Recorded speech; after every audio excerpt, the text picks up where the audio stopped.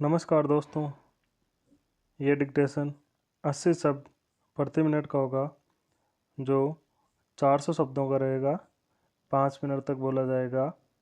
10 second बाद start किया जाएगा।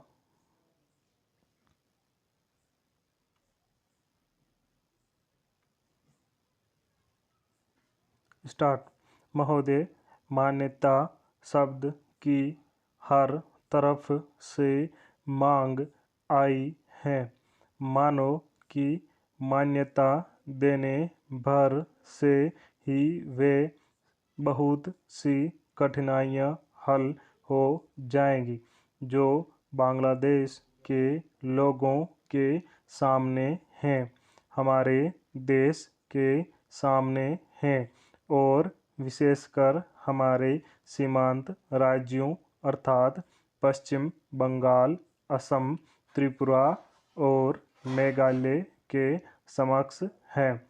हमने इस प्रश्न के हर पक्ष पर बड़ी गहराई से सोच विचार किया है।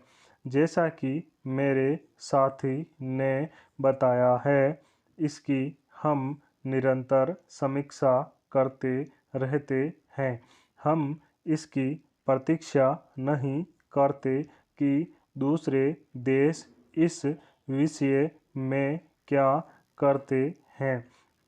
इस बारे में या अन्य मामलों के बारे में हम जो कुछ भी निर्णय करेंगे, वह स्थिति के हमारे अपने ही स्वतंत्र मूल्यांकन के अनुसार और इस बात को ध्यान में रखकर होगा कि हमारे हित व्यापक अर्थ में किस तरह पूरे होते हैं।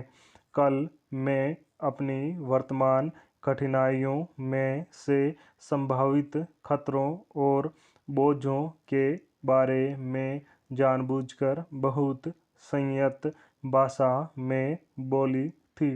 वह इस कारण नहीं कि मैं बोझों या खतरों से आज या कभी डरी हूँ, बल्कि इस कारण कि मैं चाहती हूँ कि माननीय सदस्य इन सब विषयों पर गहराई से विचार करें। खतरों का भी तभी सामना किया जा सकता है जब आदमी इसके लिए तैयार हो। जैसा मैंने पहले कहा और फिर से दोहराना चाहूँगी कि यह समय दलगत प्रतिद्वंद्विता का नहीं है। हम सबको मिलकर एक साथ खड़े रहना चाहिए और हमारे सामने जो अधिक काम हैं, उनमें एक दूसरे की सहायता करनी चाहिए। सांप्रदायिक प्रवृत्तियों को दबाना चाहिए। मेरे विचार में सब पार्टियों को सहायता करनी चाहिए कि बांग्लादेश और शरणार्थियों का प्रश्न सांप्रदायिक स्तर तक न गिरने पाए, बल्कि अपने सही स्तर पर ही बना रहे। जो राष्ट्रीय और अंतर्राष्ट्रीय स्तर हैं, मैं इन प्रश्नों और अन्य घटनाओं के बारे में विरोधी दलों के नेताओं और सदन के अन्य सदस्यों से संबंध बनाए रहूंगी। मैं अपनी तरफ से सदस्यों को इस विषय पर अपनी बात मुझसे आकर कहने और उनके पास जो कोई जानकारी हो उसे बताने की पूरी छूट देती हूँ। साथ ही इस समय इससे अधिक और कुछ कहने को नहीं है। मैं बस इतना ही कहना चाहूँगी कि हम निराश न हो।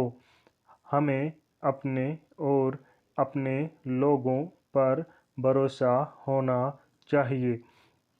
हमें बांग्लादेश की वीर जनता और अपने अधिकारों के लिए लड़ने के संकल्प पर भरोसा होना चाहिए। स्टॉप।